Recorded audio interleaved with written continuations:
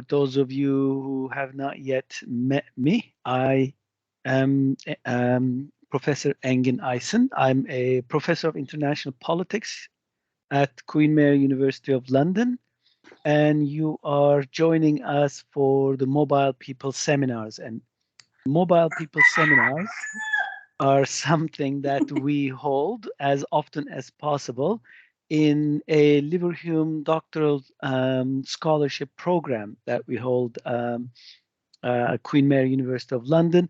And the program includes about 21 PhD students at different stages of their start of their PhD studies, and one actually already completed. And in that program, we do have an interdisciplinary focus, interdisciplinary interest in studying questions and politics of mobility. I'm absolutely delighted to welcome Professor Nandita Sharma today. And she is a professor of sociology at the University of Hawaii, Manoa.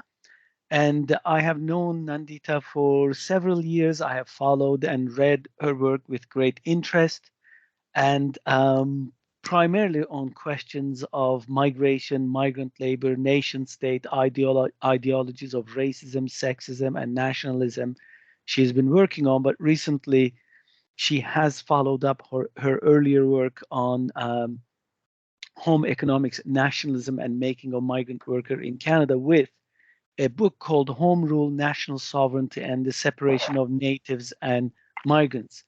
The book has generated a considerable discussion and considerable debate about how hard-hitting she's putting forward a number of theses about autochthony, the distinction between migrant and native, and how it shifted over time. Natives and aborigines at one point meant something, and now there's a certain reversal in the meaning of the term, and the distinction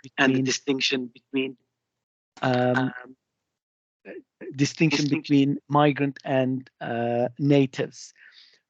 She has also given number of lectures and number of keynotes around this issue. And we are really, really fortunate to have her, particularly because she touches on many of the things that actually concern us in the Mobile People seminars, but also the program in general. So without further ado, and with great excitement, I'm going to hand it over to Nandita. Nandita said that she's not going to deliver a formal lecture, but more like a conversation, which we will pick up during Q&A. And as with our Mobile People seminars, I'm going to keep all microphones and videos, your videos, off. But once we switch to Q&A, I'm going to turn them all on. So there's going to be more a discussion, conversation environment. Nandita, the floor is yours. Great, thank you. The floor is mine and the roosters. So just to put it in context, it's early morning here in Hawaii, so there is a lot of rooster action behind me in the yard. So my partner is volunteering to go chase them out of the yard, so we'll see how successful she is.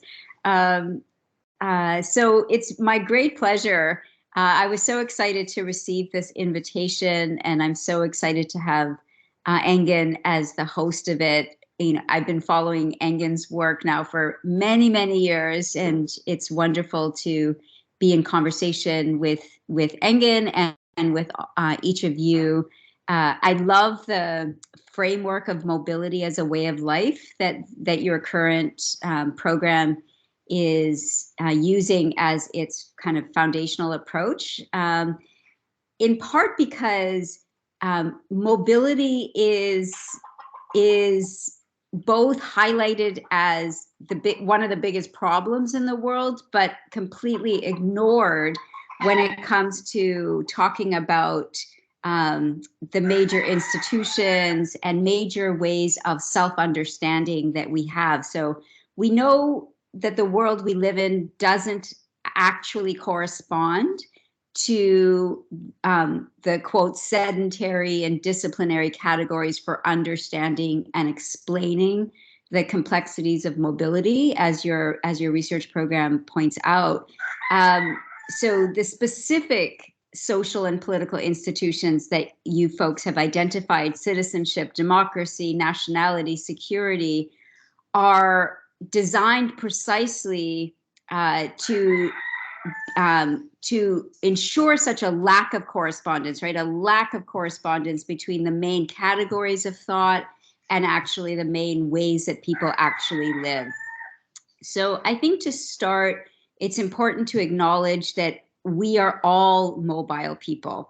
It helps us to move away from the state category of migrant, which limits our understanding of mobility to only those whose entry into nation states is regulated and restricted. And I think that that's a really crucial move, because to date, so much of critical migration studies and even some sections of mobility studies still treats mobility as something that only quote unquote migrants engage in, rather than something that each of us engages in, and is actually literally a way of life, right? That there would be no life without mobility for any of us. So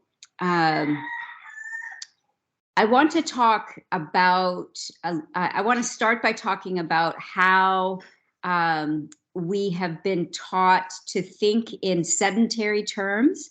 And I argue that that way of thinking has, thinking in sedentary terms so that migration or mobility is always a crisis or a problem, is fundamentally shaped by what I've been calling the post-colonial New World Order. So the post-colonial New World Order comprises of the dominance of the national form of state sovereignty, which came into being shortly after the end of World War II. It comprises of the formation of institutions in their national form. So the hegemony of national citizenship, the hegemony of rights being contained within a nation state, the simultaneous development of an international order, not a planetary order, but an international order, an order of agreements between nation states that was dominated by a select group of states, first and foremost the United States after World War II. So my discussion is based on a paper that I've recently submitted for publication in a special 25th anniversary issue of the journal Citizenship Studies. So fingers crossed that Engen, hint, that it may be accepted. And the paper is called National Citizenship and the Institutionalization of Post-Colonial Racism. And that paper, in turn, is an extension of the arguments I make in my recent book, Home Rule, that Engen mentioned earlier. So in both, I focus not on citizenship or even on immigration policies per se, but on the deep relationship between nationalism and racism, and how that relationship shapes our imagination or lack of imagination about mobility. A foundational insight of studies of nationalism is that the political community that is formed by nationalisms is always a limited one, right? And it is in this way that it develops an historical articulation with practices of racism. Both nationalism and racism produce groups which are represented as distinct and discrete types of people. So I think that the belief that each and every one of us is a member of a distinct people is an important thing to pay attention to when we're talking about how mobility is currently constrained, governed, limited. So nationalism, of course, is a continuous practice, right? The limits that are first established to define any nation are not static. They shift along with shifts in the socio-political, economic, cultural order. And new limits are continuously being set as old ones are at least partially dismantled as a result of challenges to them. So it's crucial that we pay attention to the changing contours of nationalism to understand how mobility is governed. And in today, I really want to focus on developing the concept of post-colonial racisms.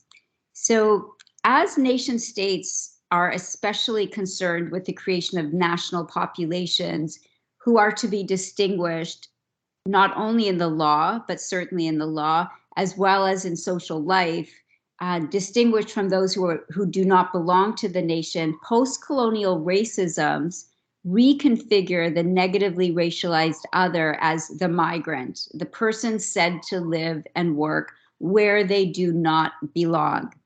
Post-colonial racism is therefore the style of racist praxis that centers national citizenship as the dominant half of a negative duality of citizen self and migrant other. So to understand how we got to this situation where we have to invest so much time and energy deconstructing this world order, it's important to go back again to the immediate aftermath of World War II. So after World War II, precisely when the dominance of the national form of state sovereignty was secured, racist practices came under a great deal of challenge.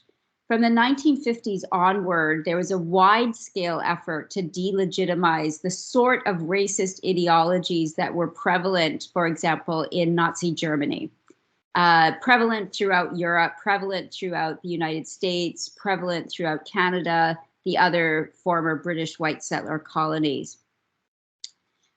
So that was specifically the idea of racism as a vertical line with one group at the top and a gradation successively downward based on where in the racialized hierarchy a person was placed, either at the positive half of it or the negative half of that line. So that and the idea that there were innate, inherent qualities that defined each and every so-called race was widely questioned. It was questioned by social scientists. It was questioned by natural scientists. It was, of course, first and foremost, questioned by social movements. And in the aftermath of the realization or the acknowledgement of the horrors of the Nazi regime and other fascisms, that kind of racism came under not just a great deal of scrutiny, but was delegitimized. It became difficult in the mainstream of the political sphere to espouse those kinds of ideologies. You know, the idea that I belong to a superior race and you belong to an inferior race, and therefore can be denied certain rights, et cetera, was delegitimized. But just when the idea of race was being more widely questioned, nationalism was becoming thoroughly normalized. After World War II, nationalism was almost universally regarded as the realization of a certain sort of freedom, liberation even.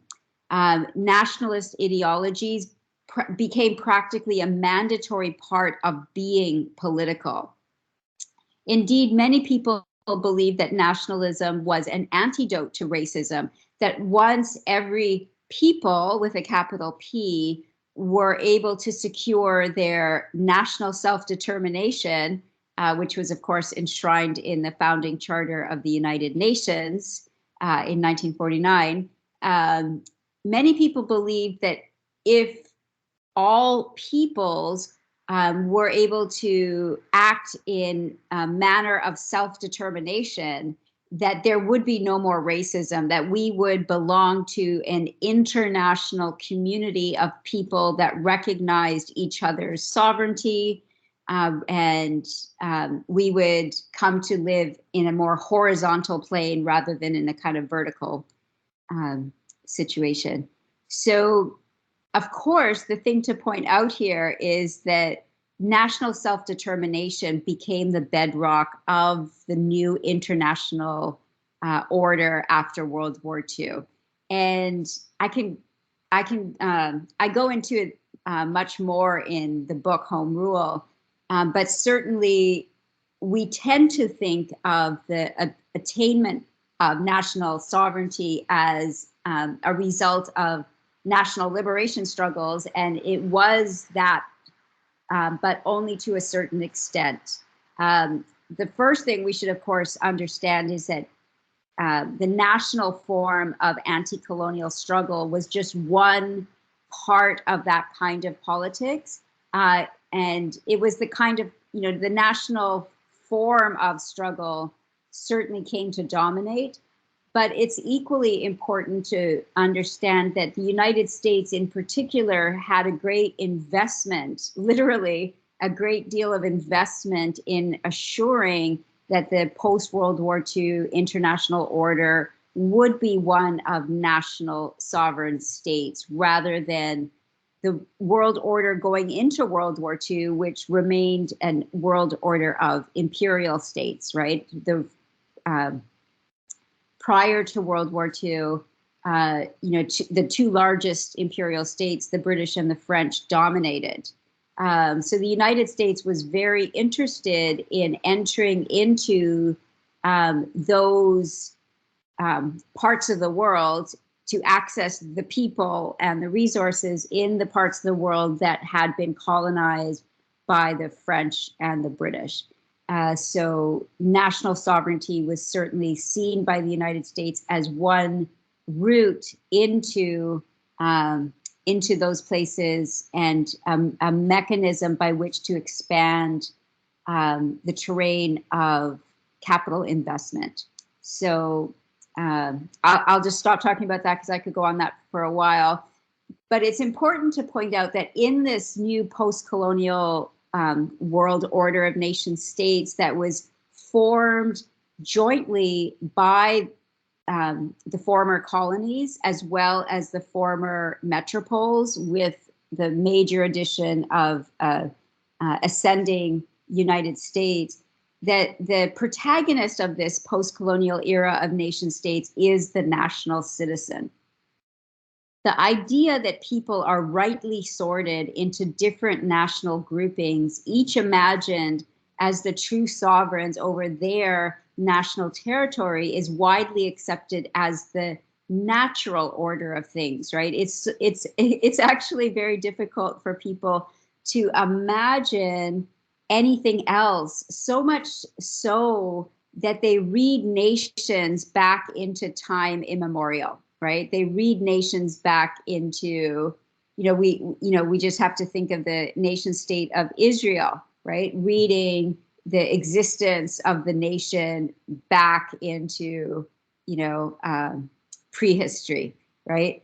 And of course, and Israel is not alone here, each and every nation state imagines itself as having an ancient prehistory. So that's the imagination, right? We all belong to a people. Each people has their territory.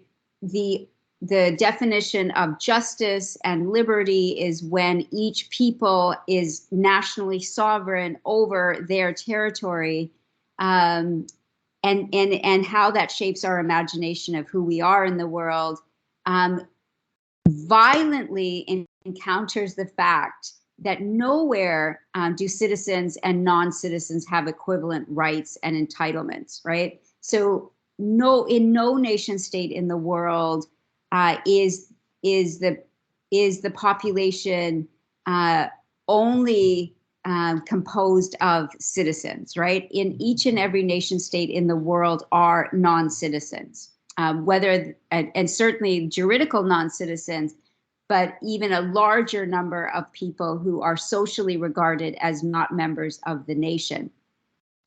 So the fact that citizens and non-citizens nowhere have equivalent rights and entitlements is the material force of post-colonial racism. So, you know, we well understand that the making of national citizens is at the same time and in the same place also the making of non-citizens. And this has provided citizens, particularly in what The Economist likes to call the rich world, with what Branko Milanovic has called the citizenship premium, right? The premium that comes with having citizenship in the rich world. But you could actually extend Branko's argument to any nation state, that there's a citizen, that there within any nation state, within any nationalized labor market, within any nationalized welfare regime, there is a citizenship premium. And that citizenship premium is enforced by the global regime of national citizenship and immigration controls. So I just want to talk a little bit more about the antecedents of the post-colonial system, because I think, again, it is a kind of counter-hegemonic history,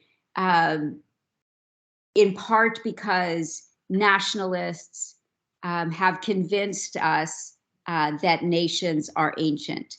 So the antecedents of post-colonial racisms are located in the Americas, where in the mid to late 19th century, the world's first nation states were formed. What's important to note is that each one announced its national sovereignty by imposing immigration controls. So they didn't regulate the entry of all people. They the early immigration controls in the Americas targeted specifically negatively racialized people, while ensuring that the mobility of those who were racialized as part of the members of the emergent nations, their mobility was left unimpeded, often for decades. Peru was the first state to nationalize its sovereignty, and it did so by enacting racist immigration laws. In 1853, it barred the entry of people from China arriving on a boat where there was, quote, illness, rebellions, or killings, unquote, followed in 1856 with a ban on workers recruited as coolies, i.e. contracted indentured labor, primarily arriving from British-controlled China and India. By 1891, Peru declared that immigrant recruitment would be made up, quote, exclusively of the white European race, unquote. One by one across the Americas, rulers nationalized state sovereignties by enacting racist immigration policies. And by making the migrant, these laws were equally productive of making the national citizenry in a racialized form. The end of World War I is when we start seeing the collapse of some very significant empires, the German Empire, the Austro-Hungarian Empire, the Russian Empire, and shortly thereafter, the Ottoman Empire officially is dissolved. And we see that a significant portion of those territories, not all of it, the British Empire sucked up a lot of those territories, particularly of the Ottoman Empire. But we see significant portions of previous imperial territories being claimed as national territories by kind of emerging nation states at the time. So this is when we start seeing after World War I, a strengthening of the process of nation building in Germany, for example. 1 second, sorry. So immigration controls in the interwar period between World War I and World War II, we know picked up pace. And the process accelerated dramatically after World War II, when the near global space of imperial states was mostly nationalized. So across Asia, across Africa, between 1945 and 1960 alone, there were 36 new nation states in Asia and Africa. What is also important to note is that the metropoles of the remaining empires, for example, the British and the French, the metropoles of those empires in Europe were also nationalized, and they too announced their national sovereignty with new regulations and restrictions on immigration, right? So this is a major shift, and the shift from imperial states to nation states, the reason I argue that it's marked by the emergence of immigration controls is because empires or imperial states have a very different mechanism of controlling people's mobility than do nation states. Sorry, 1 second. Imperial states are primarily concerned with controlling people's exit out of their territories. Imperial states are very interested in bringing as many people into their imperial territories as possible, right? This is the imperial states. The era of European imperial states is the area, of course, of the transatlantic slave trade, right? It's the era of the trade in coolies, which followed the abolition of slavery. So imperial states were interested in bringing in as many people as possible and preventing people's exit. Nation states are a very different kind of animal. National forms of state sovereignty are very interested in controlling people, in controlling who enters the nation state, and even more so in controlling who has rights and entitlements once they enter into nation states, and are primarily uninterested in exit controls, right? Which is why when we do see exit controls in today's world, we tend to think of those states as not part of the liberal order, right? That these are totalitarian states, because part of the post-World War II the liberal dominance of that order was the idea that exit will not be controlled, but entry will be. So the global system of nation states fundamentally reorganized the ways in which inequalities were organized, and more importantly, the way that they were normalized. So in this new global apartheid, nationality became a major vector of inequality, injustice, and indifference. So the freedom of movement into any given nation state remained the right of only those with citizenship in it, making citizenship a crucial factor in shaping one's access to an experience of now nationalized labor markets. The consequence of this was that as citizenship became the new marker of civilization, right, being part of civil society, people seemed to be out of place in the nation, i.e. the negatively racialized, the migrants, were cast as the new barbarians at the gates. The racialization of mobility helped to solidify the idea of a nation bound together in a shared place. Let me just see. I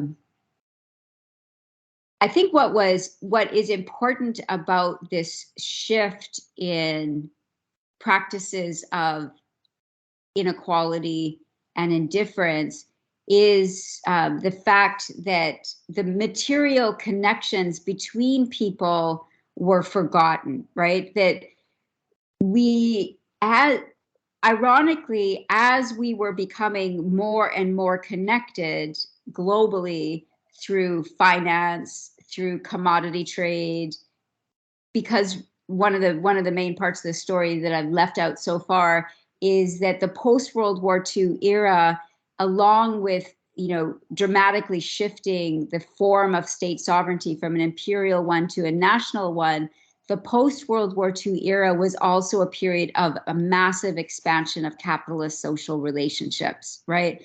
Both in the former colonies and in the former metropoles.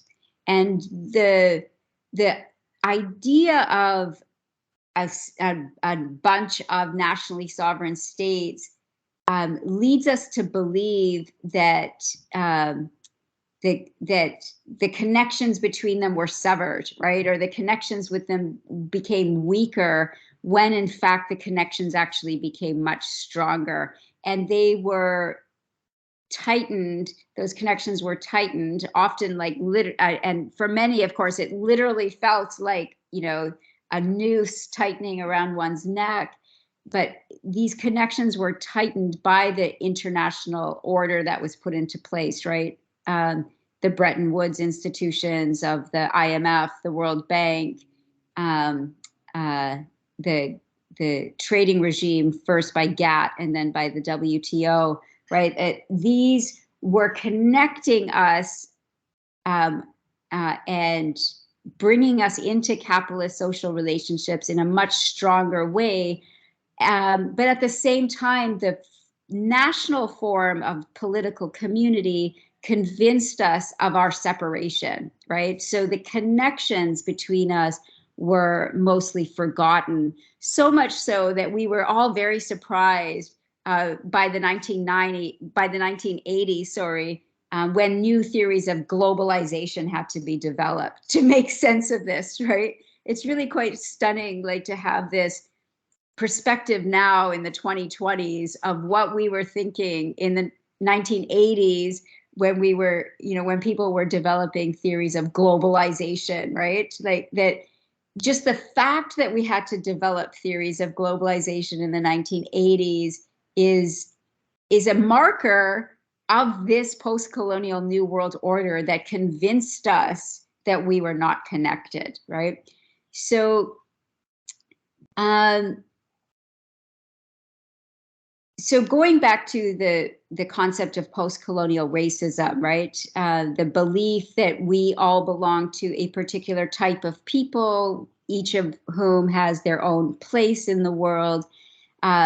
It's important to pay attention to the kind of nationalist imagination of anti-colonialism, right? So as I previously mentioned, during the imperial era, the form of anti-colonial action that dominated was the nationalist one, right? Not the communist one, not the internationalist one, not the one that demanded a return of the commons, not the one who demanded greater equality within a shared sphere, right? Like greater equality within, for example, the French Empire, so that workers in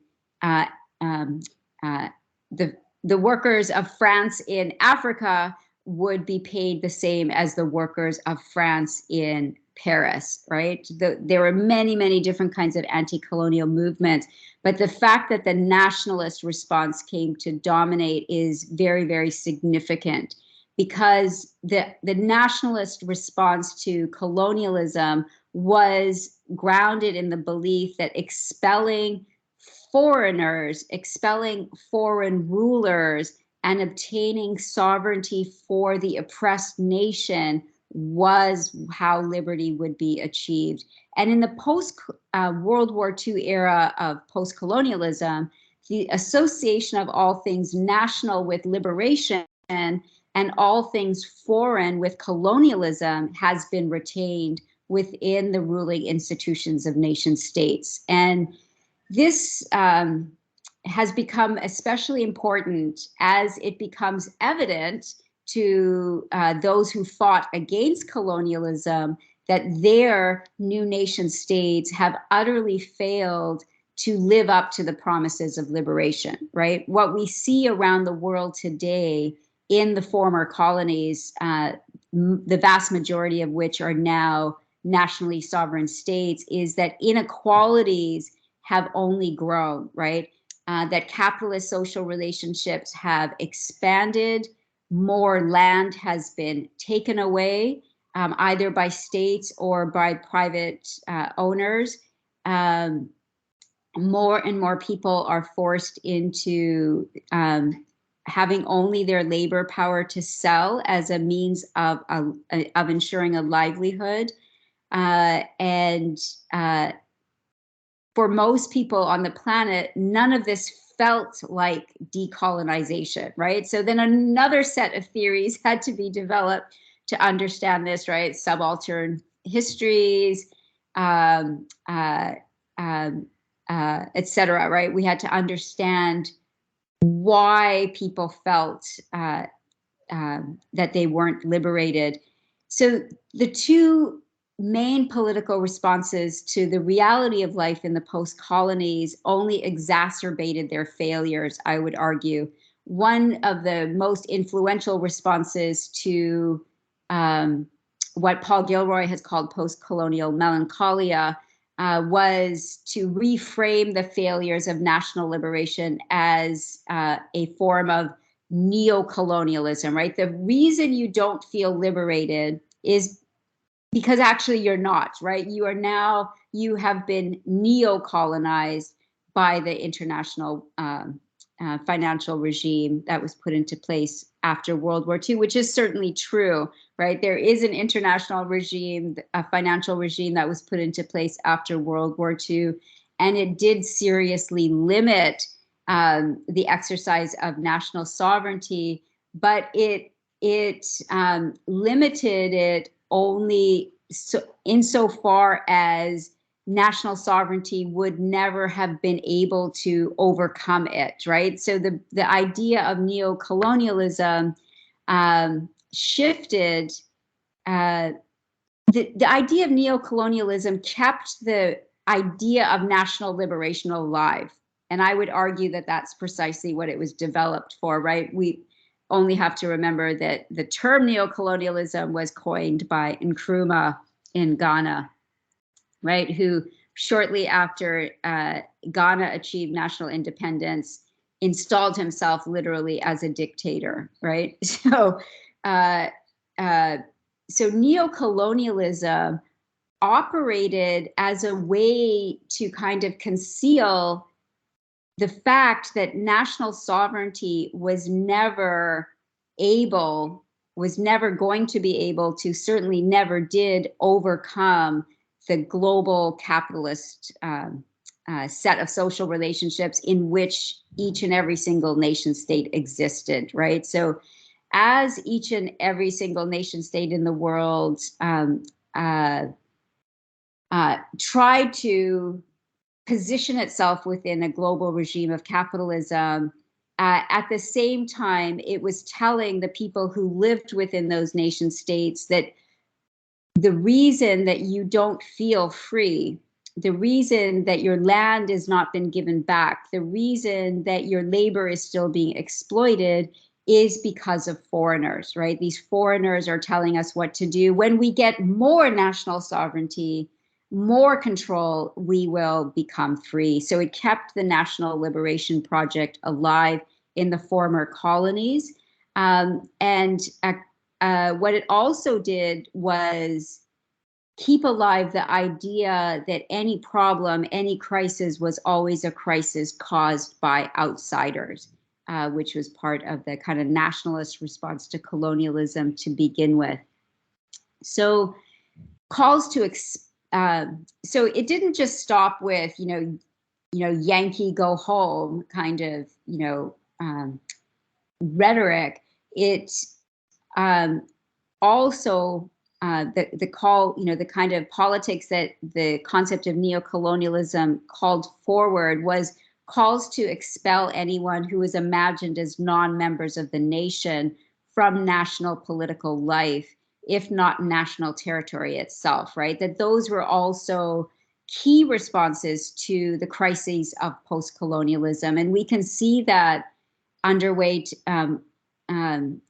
for example, in India today, right, where more and more people are being placed into that group of people who need to be expelled from political life, if not actually political territory. So one of the things that I pay attention to, and I see that I should actually start wrapping up here shortly, is that one of the things that I pay attention to in the book Home Rule is that an often ignored aspect of post-colonial racism, and once again, an aspect of post-colonial racism that has been reconfigured as a form of liberation, is the politics of autochthony, or what is more often referred to these days as indigeneity. So autochthonous discourses restrict legitimate political membership to those who can show that they are a native to the national territory, right?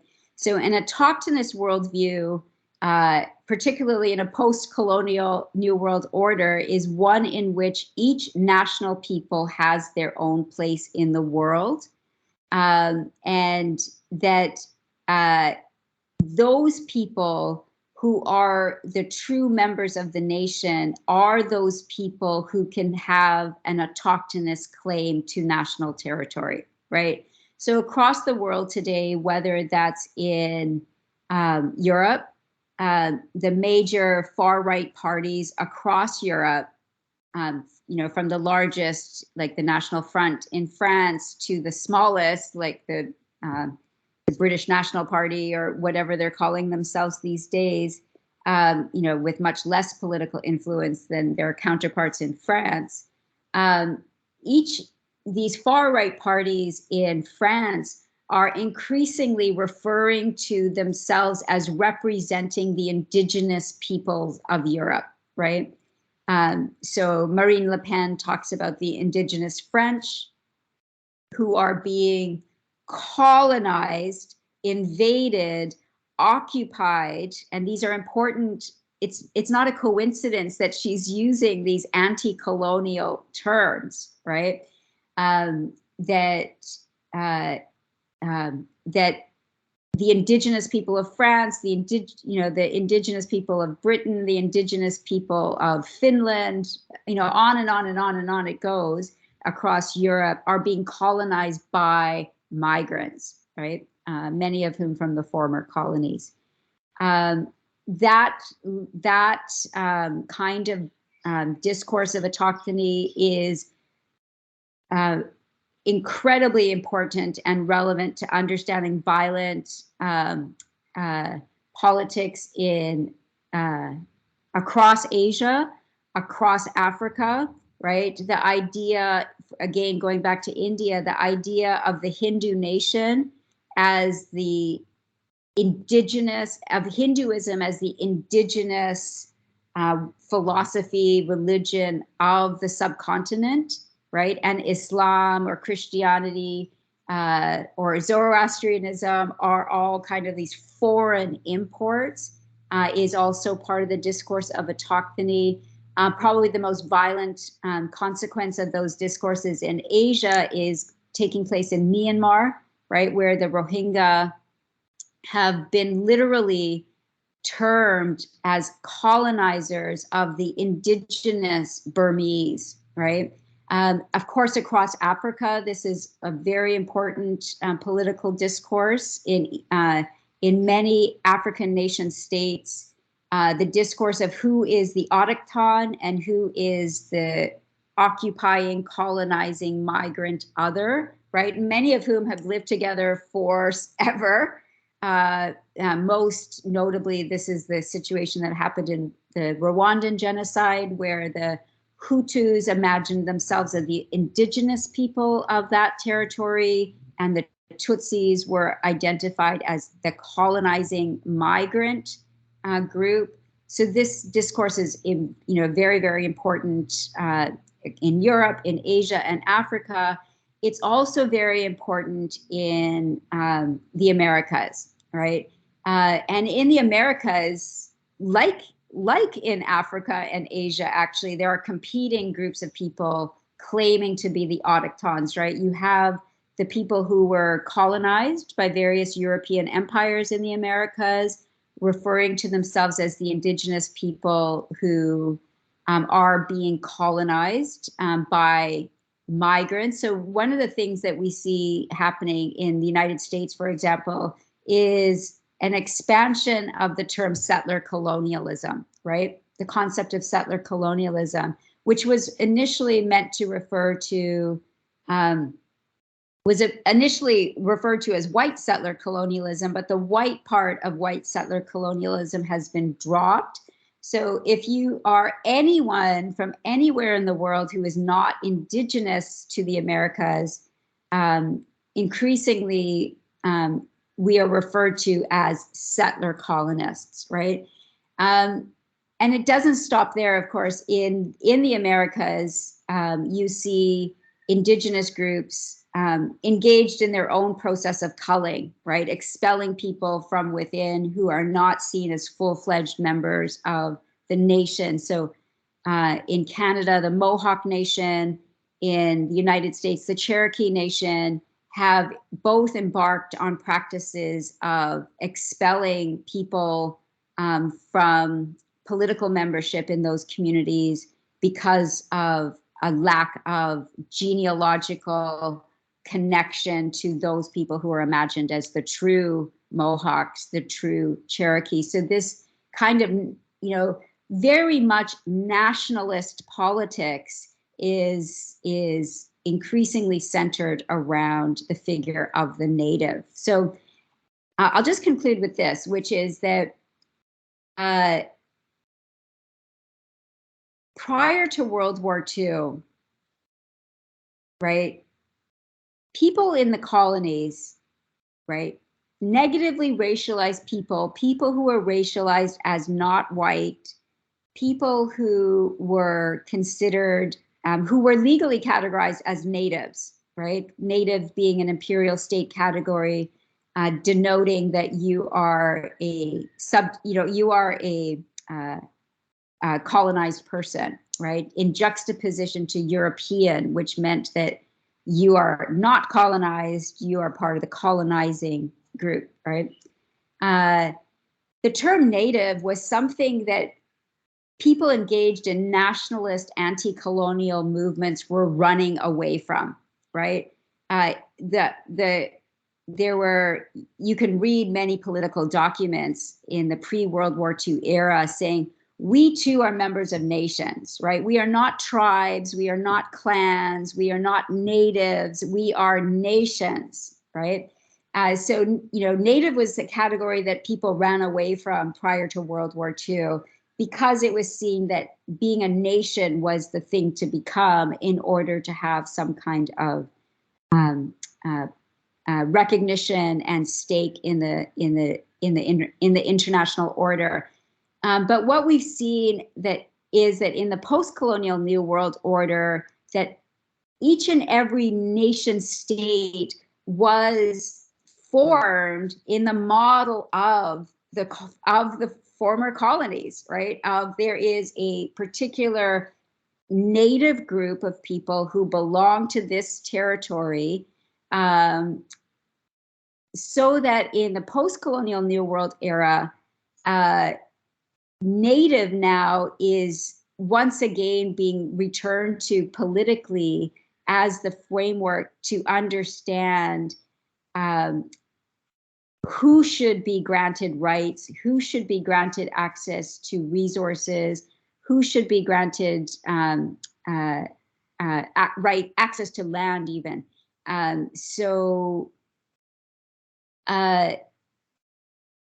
What we've seen is that imperial states, nation states, native nation states all try to come up with legitimating or normalizing discourses to make sense of the inequality of access to the world's wealth.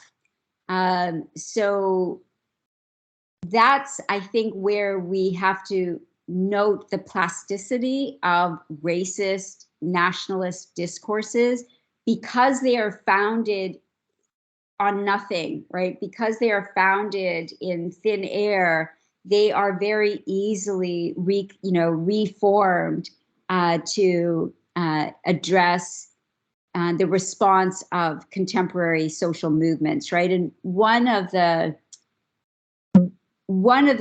it's not a surprise, I don't think, that today one of the major social movements that we are seeing is the No Borders movement, right?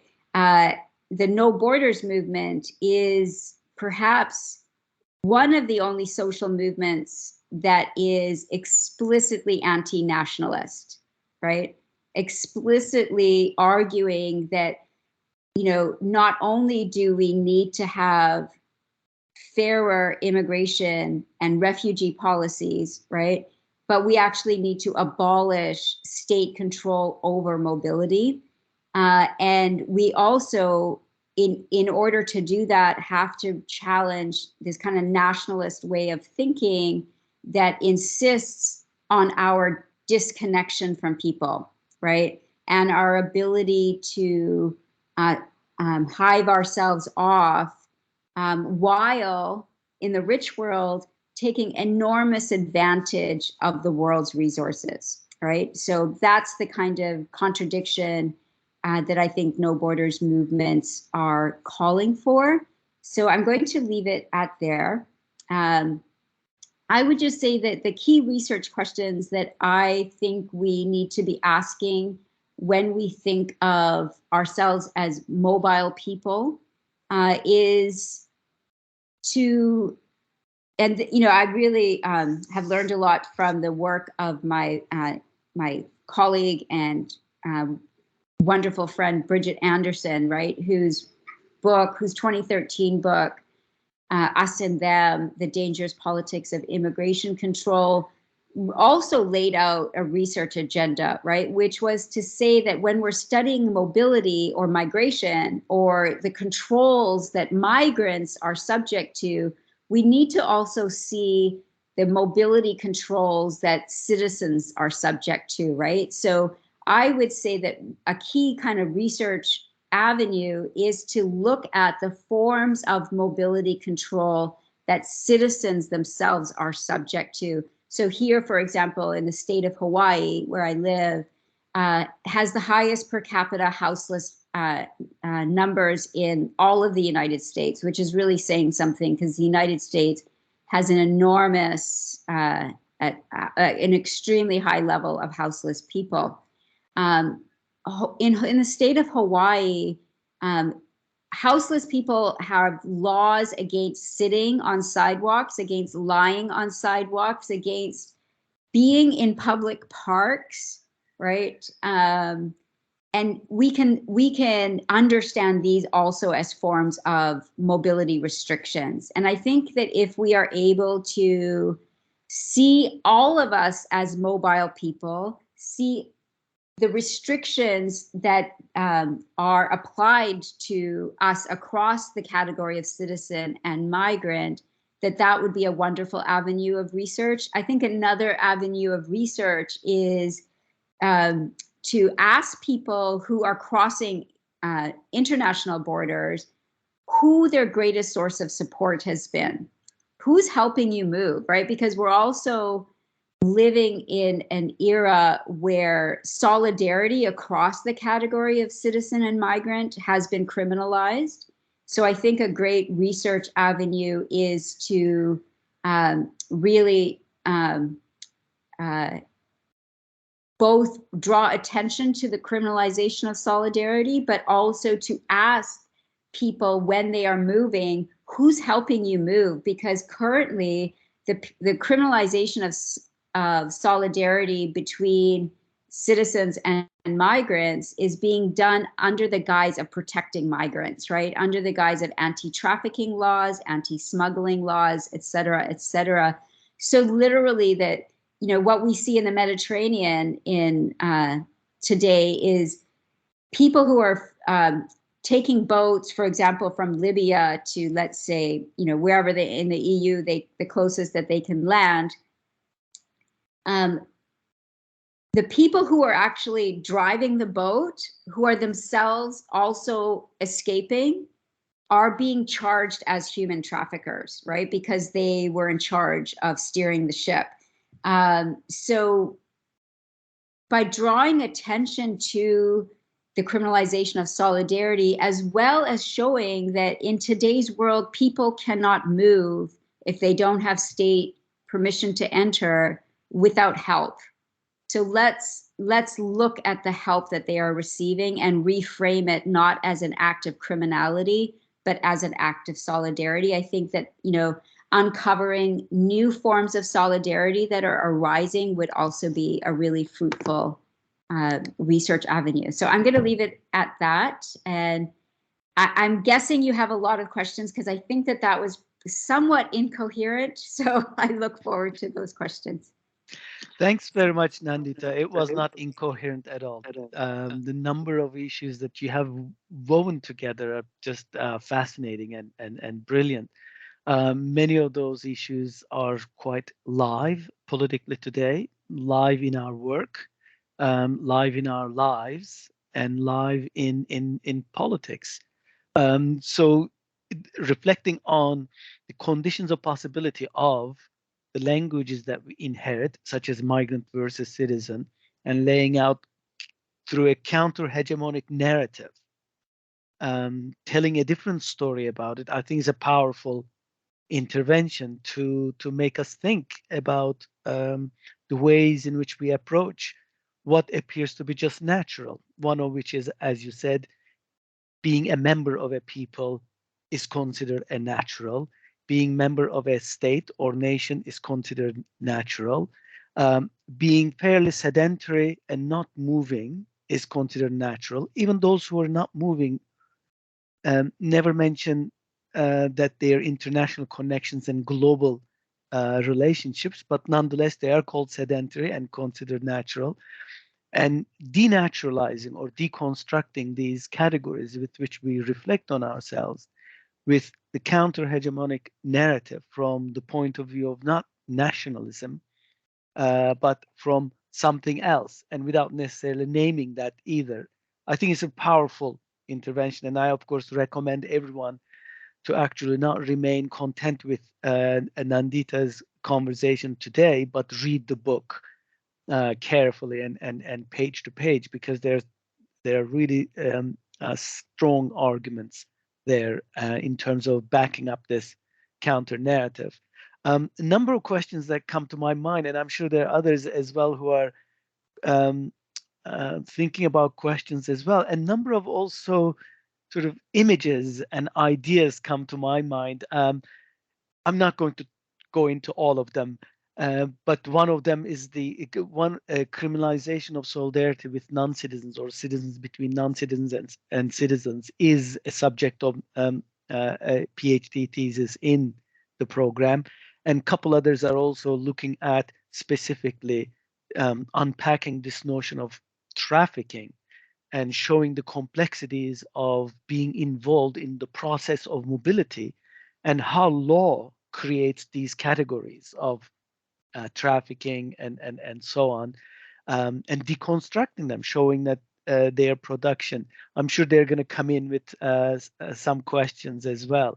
I had one of the things that you're doing. Maybe I will just open up with that for you to maybe articulate a bit more. One of the really interesting moves you make in the book, and I think unsettling as well. Unsettling for those who have settled into a comfort zone of post-colonial being good, and and and the post-colonial means liberation, and without necessarily really thinking about the costs of that liberation and the kind of um, uh, bargains that it had to enter into to inherit in the name of liberation, recreating the notion of nationalism and the commitments to nationalist project.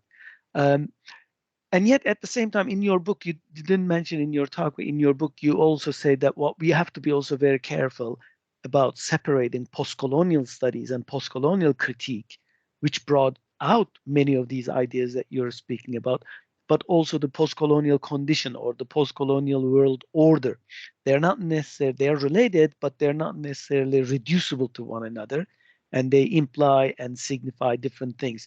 Maybe you can open that up a little bit, at least for those who will feel a little bit unsettled about your um, deconstructing of the idea of national liberation through the post-colonial world order narrative.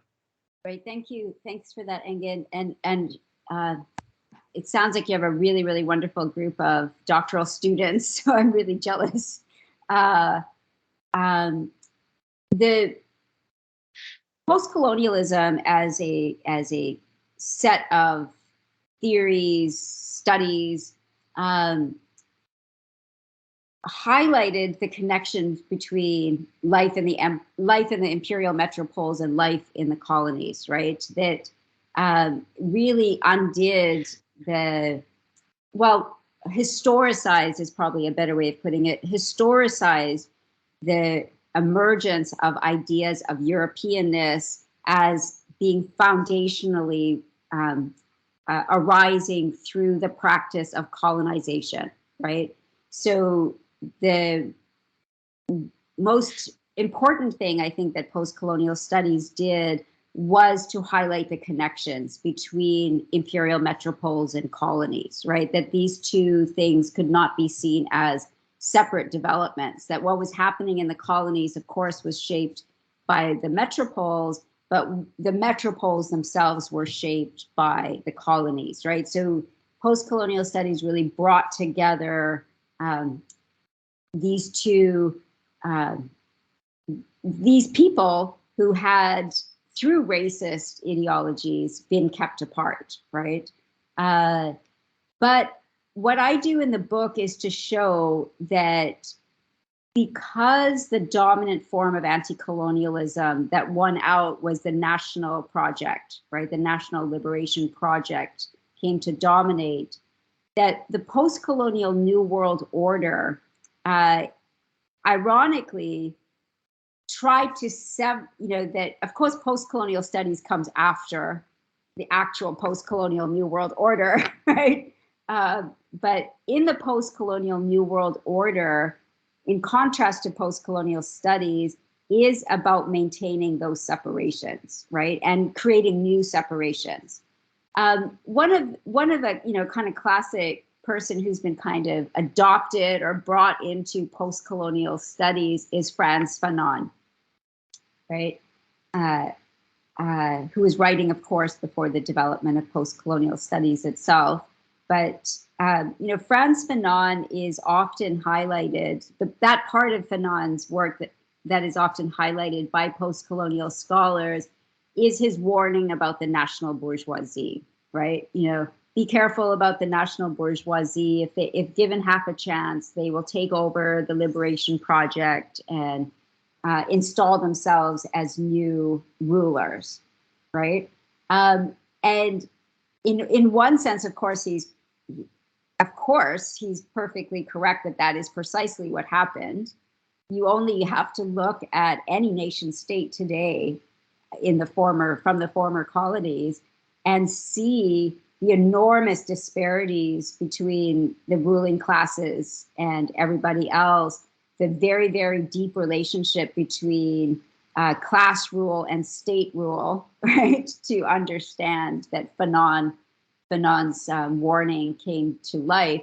But I think what Fanon didn't understand fully in his warning was that the bourgeoisie is never national, right? That the bourgeoisie is a global class, right? It's that capitalism is a globally operative set of social relationships, and that the possibility of any people who have formed themselves into a nation and obtained their national sovereignty of being able to escape those social relationships simply because they have demarcated someplace on the map as theirs, right? And believe that through their laws and regulations can keep or control global capital flows for any amount of time has also been shown to be utterly impossible, right? So it wasn't only the national bourgeoisie that people needed to be warned about, it was the global capitalist order.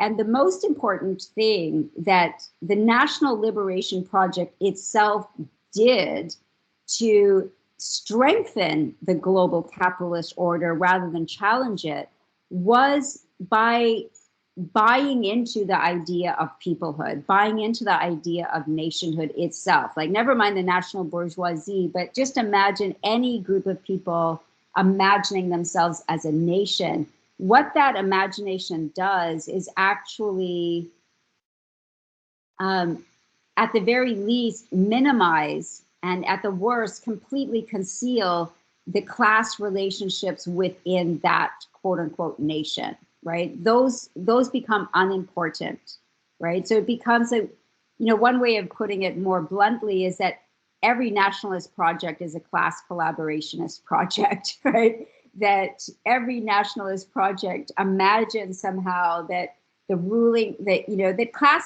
is not important. Class is not important. Patriarchy is not important. Caste is not important, right? That we are all members of the nation. But of course, at the end of the day, you will do what the rulers tell you to do, right? Because they're the ones who are going to set the laws. So in a sense, post-colonial studies has been most helpful in its historicizing of imperial states, right? Of actually historicizing the practice of colonialism and how the colonized and the colonizers were part of one existing system rather than, two separate parts. But post-colonial studies has not done as good of a job in understanding, ironically, the post-colonial New World Order. Okay, thanks. That's very helpful in terms of situating also the understanding the title of your talk. There's no such thing as revolutionary nationalism. It is a hard-hitting title and a hard-hitting thought that we can't just twist various forms of liberation in different sort of images and to present them as liberatory and emancipating when in fact it is reproducing the various social relations that created forms of dominations and oppressions on which it was founded. So it is really good to see that lineage. I'm going to open now for the floor for questions, and I'm going to resist the temptation to continue our conversation. But if people don't come in, I will certainly continue. Okay, the floor is open. And are there any questions?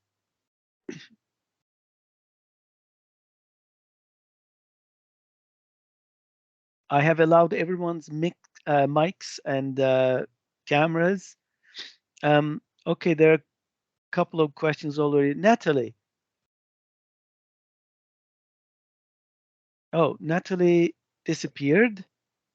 Hi, sorry. Oh, hi, Natalie. My unmute button. Thank you so much for that incredibly interesting talk. I've got your book ready to start reading. I was hoping to get your thoughts on what you think about the term statelessness, because I wonder if you think it's a term that kind of plays into this dominating framework of nation states, or if you think it can be a term that can be sort of useful in challenging these kind of abusive nationality practices or exclusionary nationality practices. Thank you, Natalie. The anarchist in me wants to claim statelessness as a form of liberation, but of course, what the term stateless, the category of stateless means in the world today is not to be subject to no state, right? The anarchist dream, but to be subject to every state, right? Because to be a stateless person today is to not have any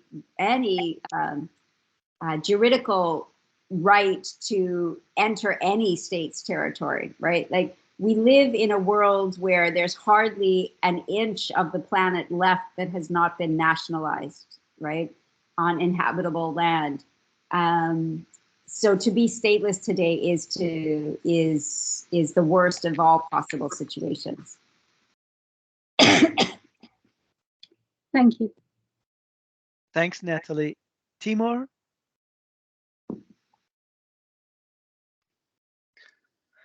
Hi, and thank you very much for this really interesting talk. I just have, I was still thinking about this example of Peru and how they were like among the first to become this modern form of the nation state through imposing their very tight and racist immigration controls and laws. But what I'm wondering is, so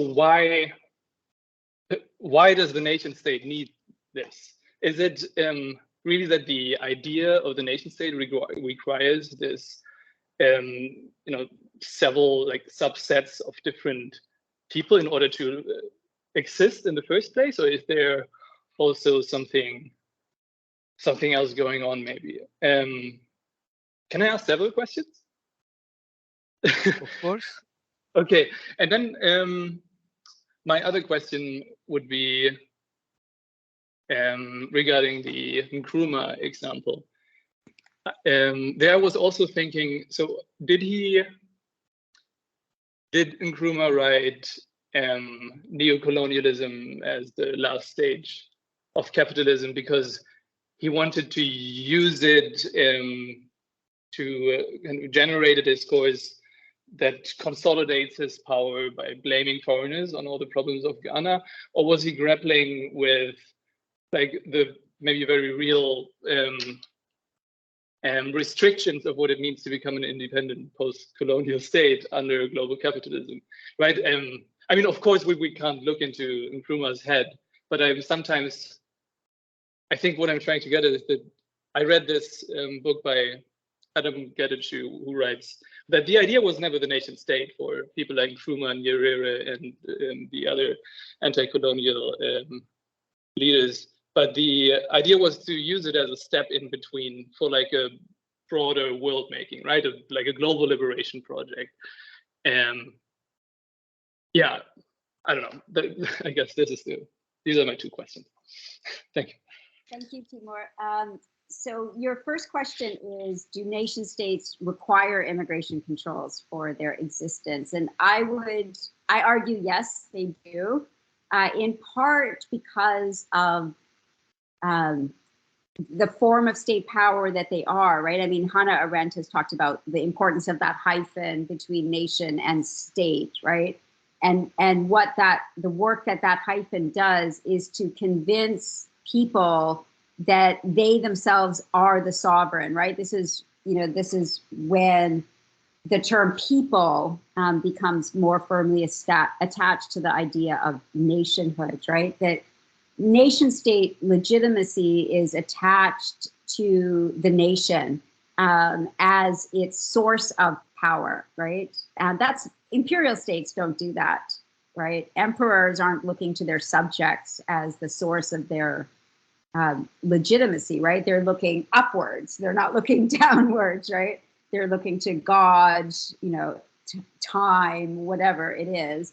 Monarchical states, same thing, right? So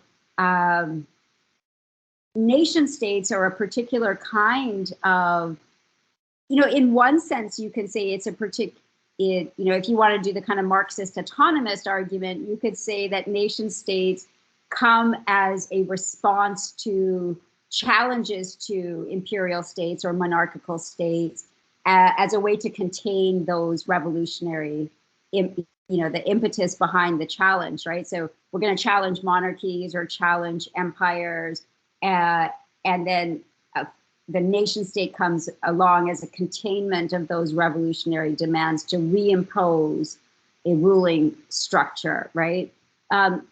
Whatever this, regardless of that argument, what is key to the existence of every state as a nation state is the idea that it represents a particular political community.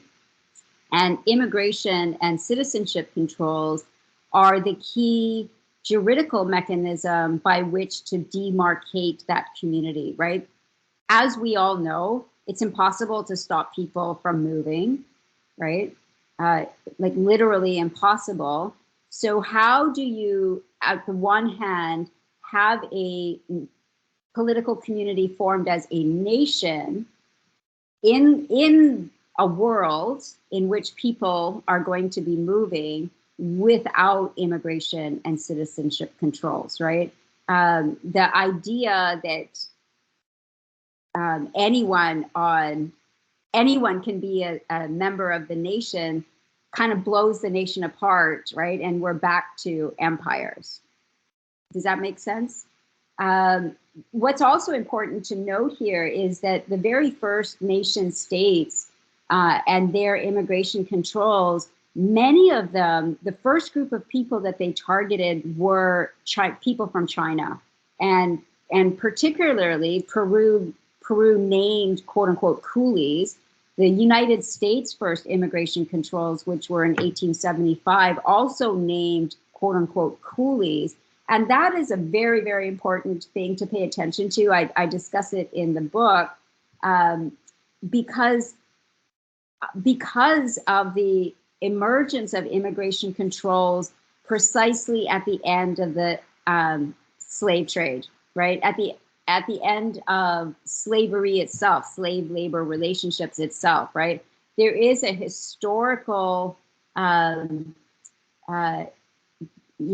is a historical argument to be made that immigration controls emerged as a new form of regulating, disciplining labor in the absence of slavery as a mechanism to do so, right? Once the slavery abolition movement was successful, right, in the British Empire, that would be in the 1830s, is also when we start seeing the first efforts within the British Empire to limit the entry of people into its territories of other British subjects, right? So Radhika Mongia's work has been really great at drawing that historical connection between coolies and immigration controls out much further. Your second question about what was Nkrumah thinking? So I know the argument that Nkrumah and other early African national leaders were engaged in the project of world making. Maybe they were, but what they were actually doing is leading nation states, right? And each of the nation states that they were leading were, first of all, passing immigration controls, right, as one of their first legislative acts. They were expelling people from within, like Nkrumah, for instance, was expelling people living in Ghana who were defined as non-Ghanaian, right? Expelling them to neighboring nation states. And also, this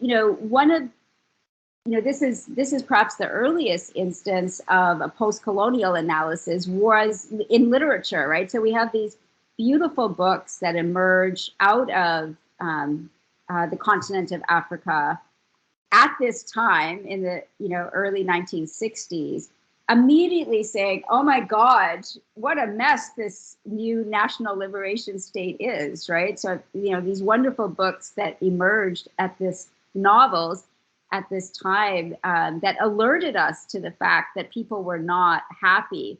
So I do think that Nkrumah was, when he was thinking about this concept of neocolonialism, certainly dealing with the reality of the Bretton Woods New World Order that every nation state had to deal with, but also dealing with the reality that the people within Ghana were not feeling very liberated, right? And as much of a Pan-African project as he may have been engaged in, he was without a doubt also engaged in a nationalist project of culling, right? And of limiting entry into Ghanaian territory to others, primarily other Africans.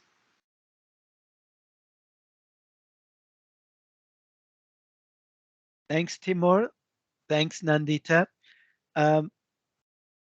Questions? I don't see any hands. Nandita, I was thinking when you made the suggestion that no borders movement as one distinctly a movement against nationalism. Other movements came to my mind, also anti-nationalist. Anarchism, explicitly. I mean, late 18th century, early 19th century anarchism, Elise Reclus and other thinkers, but also the actual movements like the propaganda of the deed. And then another movement that came to my mind was obviously communism. That's also distinctly, it is of course tragic that each form of communism that emerged in the 20th century ended up inheriting all the nationalist traps. And yet, in its origins, it is distinctly an anti-nationalist movement. And further going back, cosmopolitanism. It has acquired different meanings in different times, but cosmopolitanism also distinctly an anti-nationalist movement in various incarnations.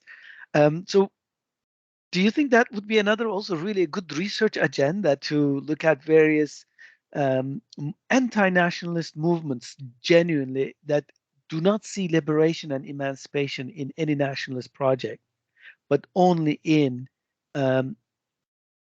broader planetary terms?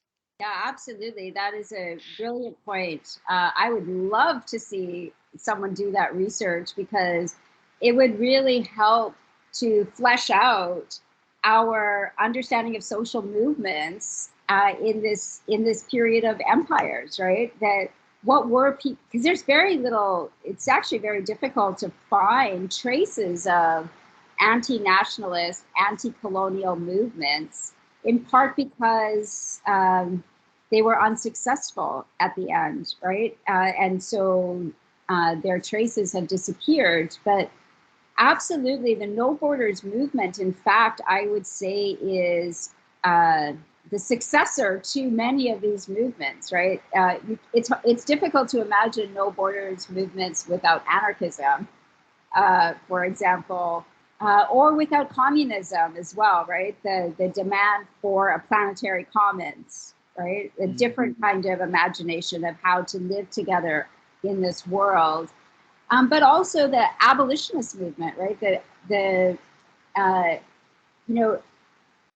If we actually have a kind of longer historical arc, and not begin it necessarily either after World War II or even after 1492, right? But have a longer historical arc, we could argue that all movements against land theft, right? The theft of the commons, the imposition of state control over land, the mobility controls that ancient states as well as contemporary states enacted against mobility.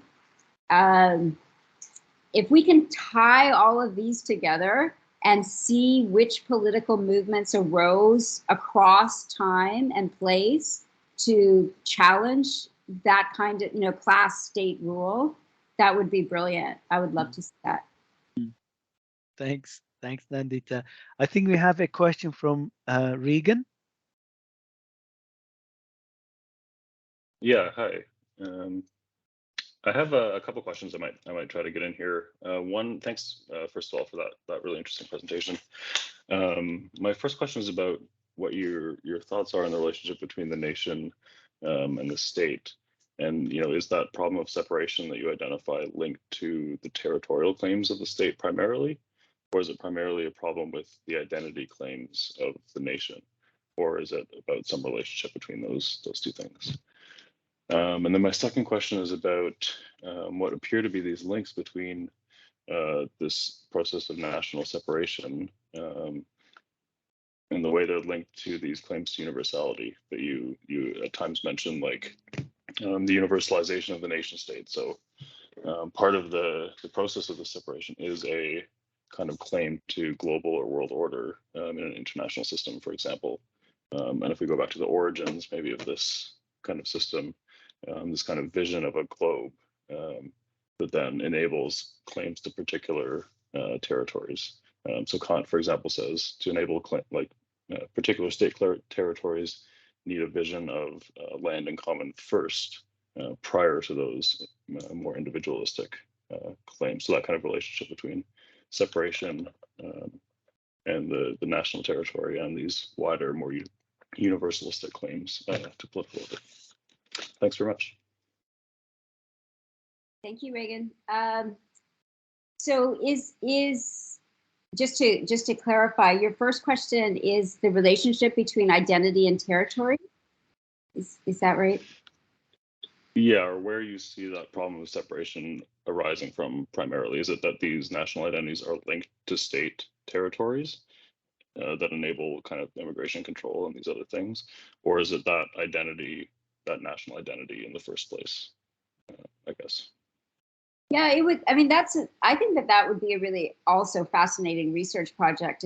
Is actually the formation of ideas of nationhood, right?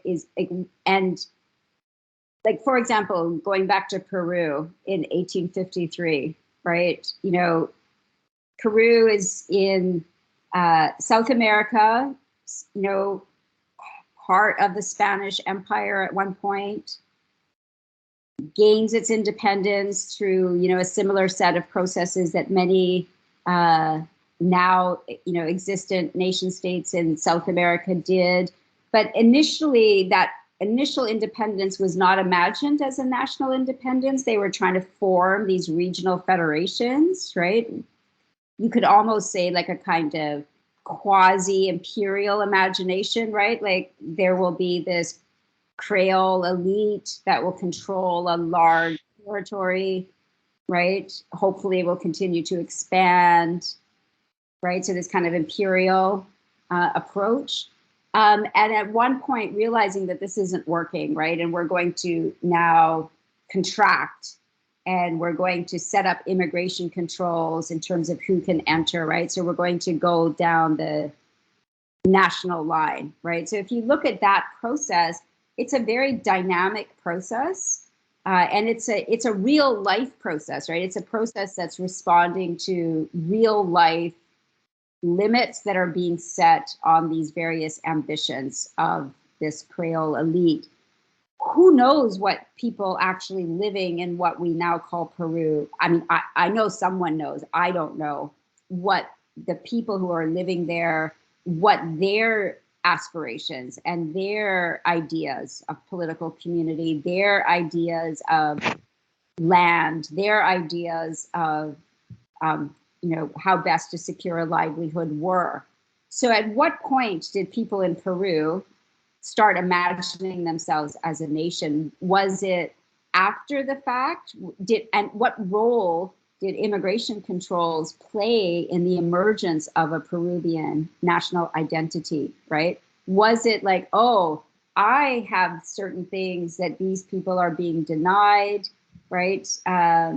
Like I mean, certainly it was very much a European identity, right? They wanted to encourage Europeans to enter Peru, but not people from China, right? So I think that question of the relationship between identity, like the idea of the nation and the sovereignty of the state over territory, is always a dynamic one that, and specific to whatever it is that you're talking about, right? But one thing that all of them have in common with one another is that the nation state does rule through the telling of a sovereignty story in which identity and territory are absolutely intertwined, right? That this is the territory of this nation. And the state, not only do classes disappear, but the state disappears as well, right? Because embedded in any idea of national sovereignty is the idea of popular sovereignty, right? That actually there is no state. There's just a bunch of people that represent us, the people, right? In a kind of classic liberal democratic version of the nation state. So I think that, I hope that that gets at some of the questions that you had.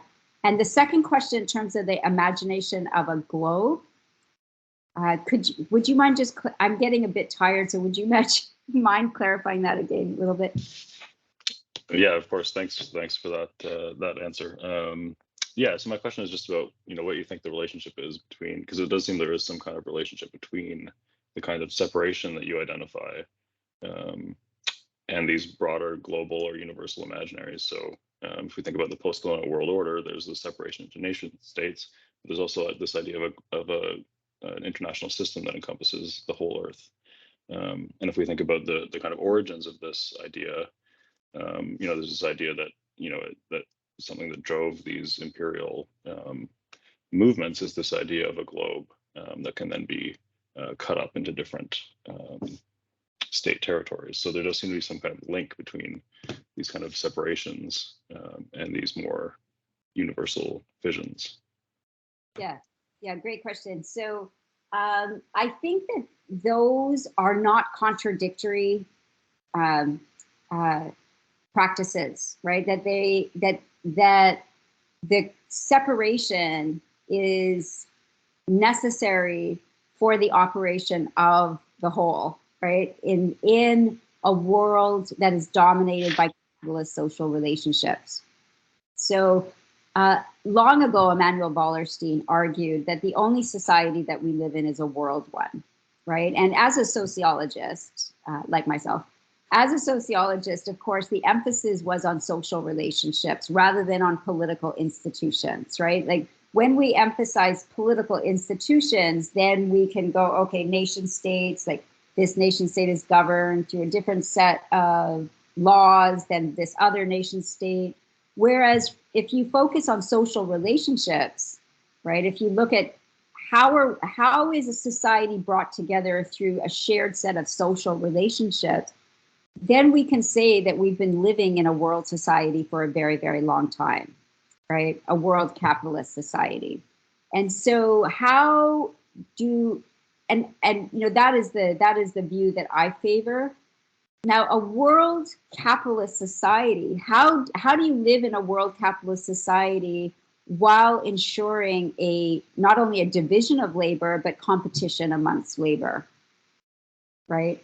One of the ways of, and I don't mean to sound like a horribly reductionist Marxist here, but one of the ways of assuring an international division of labor is through separating them by political institutions, right?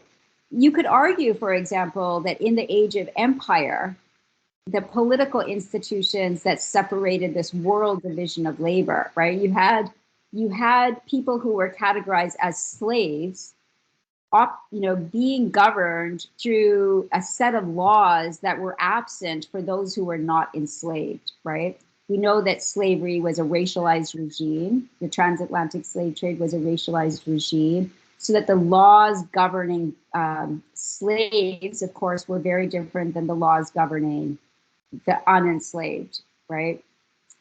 And that's a kind of political system that was operating, but within a shared space of empire, right? In the transatlantic slave trade, particularly at its height, that would be the British Empire, right? So you could argue that in any world capitalist system, there is going to be a political mechanism, a legal mechanism by which to separate people, which leads to the argument that if we want a world that actually, if we want political institutions that correspond to the world that we actually live in, but we don't want political institutions that are going to bring us into that world under conditions of subordination, right? Or under conditions of hierarchies and disparities, but we want a leveling out, right? We want an equality. We want, we don't want, for example, a system where some are enslaved and others are free. That leads to an understanding that to live in a world system that is equal requires of us not only to get rid of the political institutions that are separating us, in today's world, the nation states, but also the social relationships that demand separation, and in this case, capitalist social relationships, right? So, you know, it is really as simple as a revolutionary call for the end of capital and the end of states, right? Which, as Engin pointed out, is an age-old demand that is being re-articulated through various movements like No Borders movements today. Thanks very much. Well, thanks very much, Nandita. Unless there are any burning questions, I think we have really tired you. Nearly 2 hours, and you've been just absolutely fabulous. It's just fantastic to have you here. And you have laid out really, really important things for us to think about, relate to, but also you've done it in such a wonderful way. It was genuinely a conversation. So I'm grateful for your contribution to our seminar series. Well, I really appreciate this opportunity to have such a conversation. So thank you for inviting me, Engin, and for hosting this discussion. And I would love to see these doctoral dissertations. I'm so excited. I'm so excited that you are providing an avenue by which this research takes place. So please let me know. Please keep in touch, all of you. Share with me your dissertations. I would love to read them. We will. Thanks very much. Thanks very much for that offer. I'm sure we will call on you again at a further point in time to have another conversation. Okay, thank you. Good night, everyone. Thanks very much. Good night. Good morning. Thank you again. Bye. Bye.